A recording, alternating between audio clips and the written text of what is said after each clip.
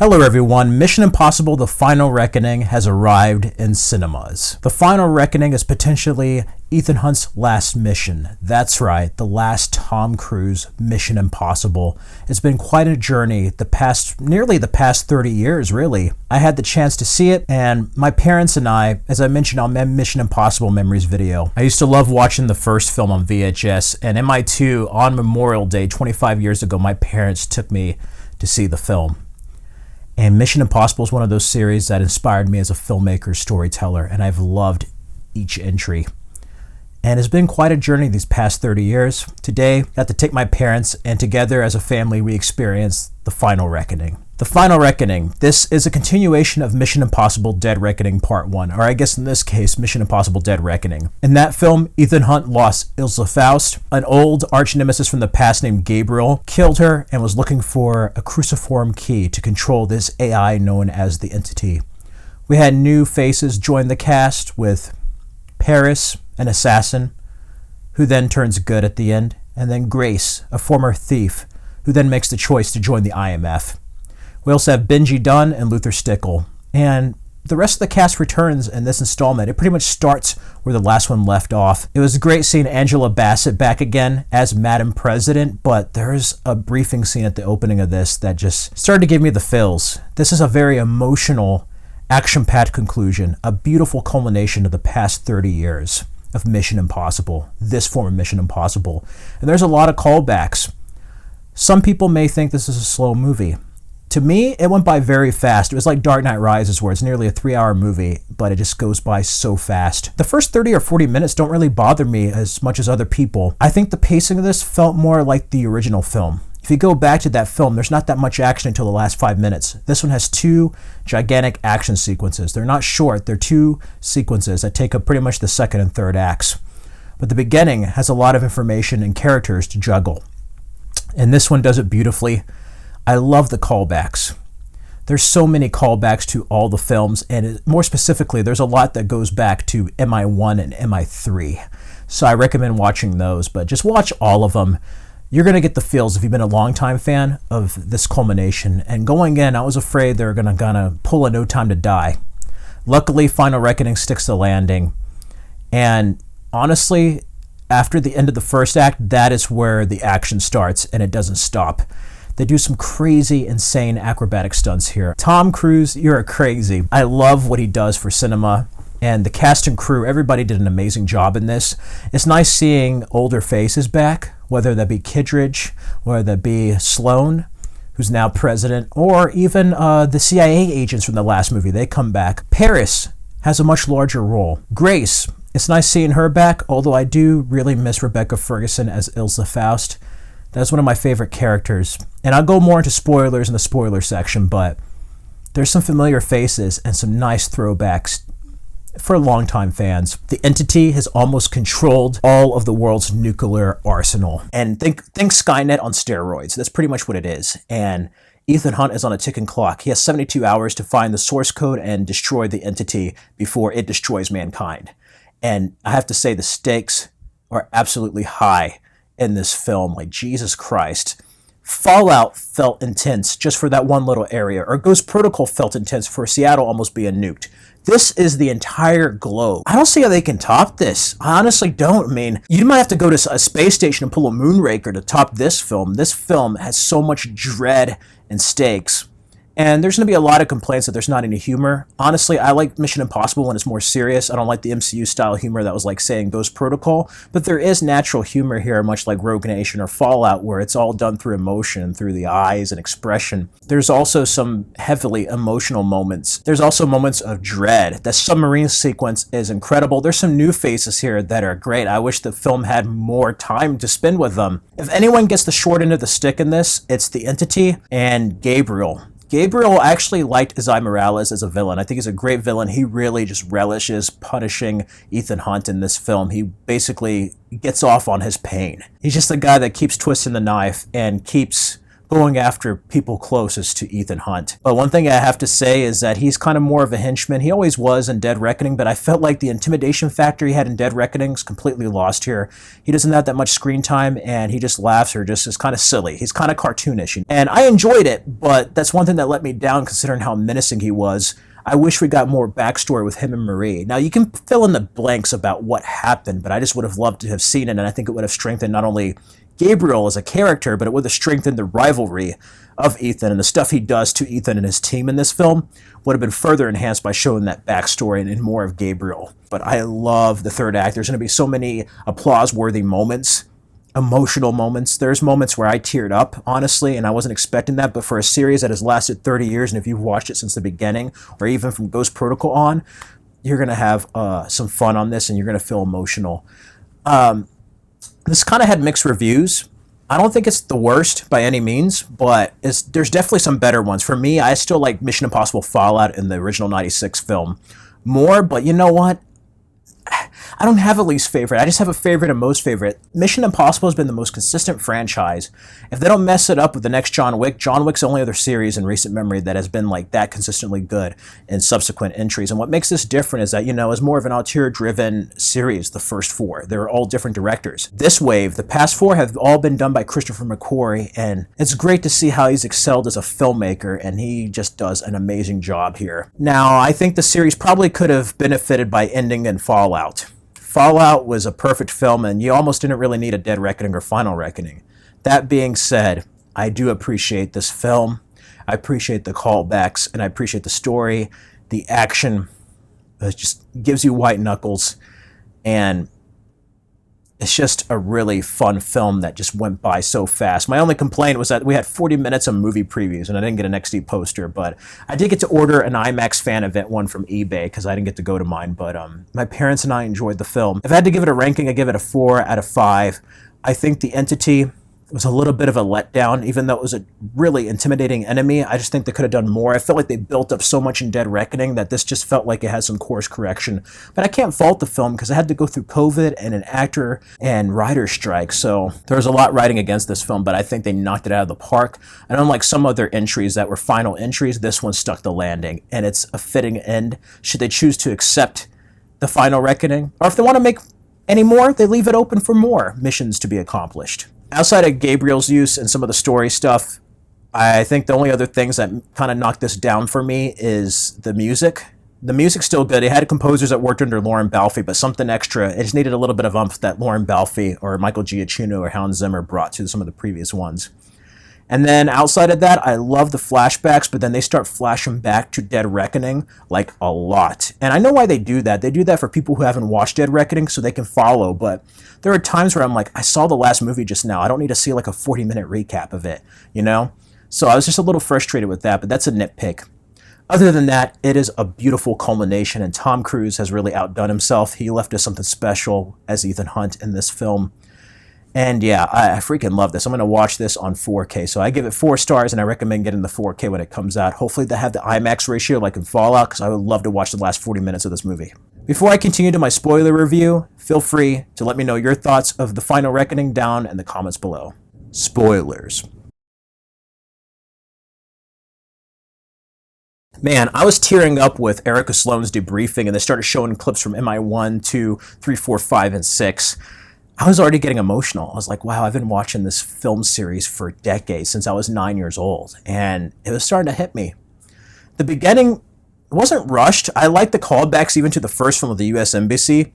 I love that Shea Wigman's character turned out to be Jim Phelps' son. I knew there was something personal back in my Dead Reckoning review. And I was wondering if he knew somebody, or if he's Jim Phelps' son, because he seems to take Ethan Hunt's business personally. I don't know if it's just that he's hurt legends and is on the run, but there seems to be something personal between them that we don't know of yet, and I feel like that might be explored in part 2. I just have that feeling. Yeah, I knew it had to be either related to Lindsay Ferris or Jim Phelps, but what was cool is that his name was Briggs. Briggs was a guy's name from Season 1 before Peter Graves arrived as Jim Phelps in Season 2 of the TV series, so I thought that was a very cool callback. William Donlow coming back was such a great arc. They didn't need to do that, but they did, and it actually enhanced it. Speaking of which, knowing what the rabbit foot is, not just a mystery box MacGuffin, knowing what it is, enhances MI3 now when I go back and rewatch it. I love all the stuff there. The beginning just felt a little rushed. I could have used more. I know people were saying, like, the first act is a mess and it's slow. It's like, I actually thought it was too fast, honestly. And the intro placement was weird. Maybe it's just me. I just would have liked it if they either did the intro right after Luther's death or right when he connects with the entity and there's like, and then Mission Impossible, you know? But Luther's death hit me hard. I don't know if he was sick in between the films with him in the hospital. I don't know. They didn't explain that because in the Dead Reckoning he went into hiding, so I don't know how much time passed or whatever. It's just interesting to see, but Gabriel pissed me off there. I cried with Luther's death, man. That hit me so hard. I've loved Ving Rhames as Luther Stickle. Phineas Freak, such a great callback. But after what he did to Elsa, I'm glad he got what he got. But this film and how it paid off part one kind of knocked part one, in my view, a little bit down. Dead Reckoning was actually higher in my ranking, and now it's a little bit lower because of this one. And it's not a bad thing. It's just you set up stuff, and it's just how you pay off the second half of a two-part story. Like, I feel like they're one film. Or it might have been better if they like shortened stuff and made it one great Mission Impossible film. That being said, I love the whole opening and like Gabriel there, that whole cyanide capsule part, which is awesome. Somebody said this to me in the theater. It felt like a Jack Ryan movie, like Hunt for Red October's Sum of All Fears. It did. I mean, it has some Mission Impossible moments, but it felt like a Jack Ryan movie. And there's no mistake. I mean, Paramount does it, so. But like, I love the opening, and Luther, even though it's a sad death, he basically saved people from being nuked in London. So I can't complain too much about that. He went out heroically. And, you know, like he said, we're going to go fishing and be retired. No, this is a life we chose. And in the trailer, I knew something was going to happen to him or Benji. It was like, we're not summed up by one choice, but the sum of our choices in life, you know? And that moment just hit me. Him being taken in. Erica Sloane, Angela Bassett was great in this. I missed her in the last movie because she was in Fallout. It was great seeing her as president, the whole relationship with her and her son.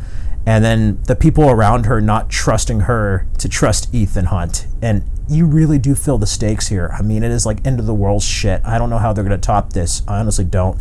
They would have to go back to basics formula after this because it's just too much. Unless they do a Moonraker, like I said earlier. Even Tom Cruise like transitioning into being like, Benji, you're team leader now. Like, I can see Grace, Benji, Paris, and Greg Tarzan Davis's character being the new IMF team now, and Ethan either being promoted to secretary or being more like Peter Graves, where he's just kind of like the point man, mentoring the younger cast, you know. But man, I love the references to Max. The Jim Phelps stuff was great too, like I said earlier. Then him going off on his mission. I love the submarine stuff. Neely, I don't know if the commander was related to one of the women or it was Emilio Estevez's mother. I was trying to figure that out because May 22nd, 1996, not only is the release date of the first film, but it's connected to the day of the stuff that happened in MI1. So I just have to go back and look at that. Like, was she related to any of his team members, you know? It was interesting. And I love seeing the sacrifice and loss of Ethan. You could really feel the weight, and it's brilliant how Christopher McQuarrie interwove certain things. William Dafoe was great to see, as always. I love the stuff there. Submarine Crew, again, was great. I forgot the actress's name, the one that's in Love Lies Bleeding. She was awesome. She reminded me of Vasquez in Aliens. I wouldn't mind if she joined the IMF. She was awesome. She was a badass. I really wanted more of her. And then the guy from Severance, who is the submarine captain guy, like, he was great. The submarine scene is the most tense scene since, like, the Langley Vault, the Burj Khalifa climb, the underwater stuff. I didn't think they would top the water vault in Rogue Nation, but they did, and I felt for Ethan there. There's some funny moments of humor. I love William Dafoe's wife, but then just the ticking clock they have, and then Gabriel with the poison peel for the entity. Kittredge, of course, always has to get in the way. Love the plane scene. That was some crazy, crazy-ass stuff that rivaled Fallout's helicopter stuff. Even though it's new, a lot of the stuff in the past two films have felt just a bit derivative. That's not a bad thing, but you could just definitely tell they need to take like a rest and kind of come up with something new. But I have to say, I love that Ethan was separated from his team. A lot of people are like, this is a one-man show. Where's the team? The TV show had the team. 1 and 3 and 4 were very team-centric, and some of the others. But if you watch the first 2 or 3 movies, like the first 2 movies specifically, it's been a one-man show with Ethan Hunt. So I don't have a problem with that. And I just love seeing him just be pushed to the brink and be the most vulnerable he's been in a while. And yeah, that last act in Africa is just batshit crazy. I love this movie. And Luther's speech brought me to tears at the end. And the ending, yeah, it's a bit odd. Would I have loved to see Ilsa Faust and him go off into the sunset? Would I have loved to see him, like, choose a new agent? Your mission, should you choose to accept it? Even though they could still do that later on. Would I have loved, maybe, like, if he was at a bar with Luther and they had Dreams by the Cranberries playing again? Absolutely. But you kind of have to go beyond audience expectations of what you wanted as a fan and look at the film itself. And I love the ending because it was not only a good bookend if they wanted to leave things open for another installment, it's a good bookend for Ethan. Because like Luther said, are we going to go fish and retire? No, this is what Ethan does. And he's going to do this until he's out of this earth. And that's what I love. They didn't betray the character. Not only that, Grace, even though she didn't have as much backstory or depth as Ilsa Faust, I still liked her as a character. Hayley Atwell's great. She should be Lara Croft Tomb Raider in real life. But like, she was an equal to Ethan. It wasn't like other movies where you try to have new characters, whether younger, whether they're female, whatever, try to demean the main protagonist and be better than them even though they're not. They're all equal. Everybody is an ensemble. They're equal. Simon Pegg really stepped up to the plate. It's amazing to see him go from an IT guy in MI3 to being a field agent here. In the previous films, but here he's really more of a leader. And that part where he's injured and Paris has to help him. It's like, you kill people. Okay, that's close enough. That whole part with the pin was just, oh, there's parts that just made me feel a little like, oh, this is intense. And yeah, this is the most stakes we've had. And it had a strong message too about choosing to accept kindness and connection, you know, to build bridges and not treat everyone as an enemy, you know. This was maybe not the ending we needed, but it was the one we deserved. And I'm going to miss Tom Cruise. He created a series of films. This is probably my favorite film franchise, like hands down. I love all these films. Red light, green light, all the iconic lines. The Syndicate is a rogue nation trained to do what we do, you know. The only thing I thought they were going to call back to was maybe Nia Nordhoff Hall, Raising Grace. That's the only thing I thought. But yeah, even without Vanessa Kirby, even without Rebecca Ferguson, I think this film would be more strong if you watch it with Dead Reckoning and watch it as one long movie. It might be further enhanced, kind of like Harry Potter, Deathly Hallows Part 1 or 2, or it kind of, you know what it kind of feels like? The second part feels a little rushed in some ways. It feels like Matrix Revolutions right after Matrix Reloaded, you know, where it sets up stuff, ends in an interesting point, but then even though it's a good movie, it just feels kind of like they just have to get to the finish line to end it. That's what it kind of feels like. But overall, I don't know what a lot of the negativity was too, you know? Is it the best movie ever, the best mission ever? No, but it's still a damn good mission.